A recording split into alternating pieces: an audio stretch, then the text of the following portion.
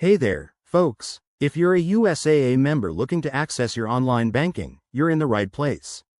Today, I'm going to walk you through the simple steps to log in securely and get started.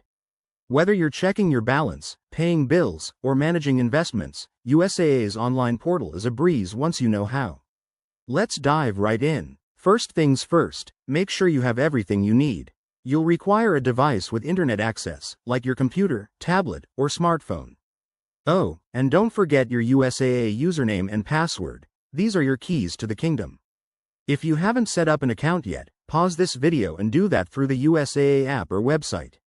Step 1. Open your preferred web browser and head over to the USAA website.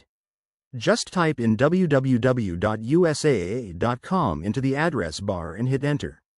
You'll land on their homepage, which is clean and user-friendly. Next, look for the login section. It's usually right at the top of the page. See that Login button? Give it a click. This will take you to a secure page where you can enter your credentials. Now, step 3. In the username field, type in your USAA username.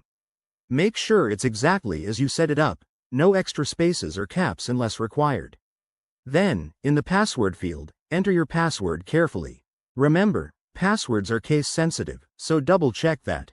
After that, you might see an extra security step, like a two-factor authentication prompt.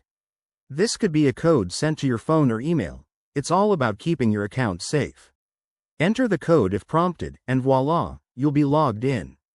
Once you're in, you can explore your dashboard, view accounts, transfer funds, and more.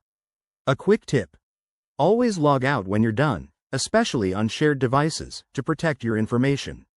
If you forget your password, there's a Forgot Password link on the login page that will guide you through resetting it.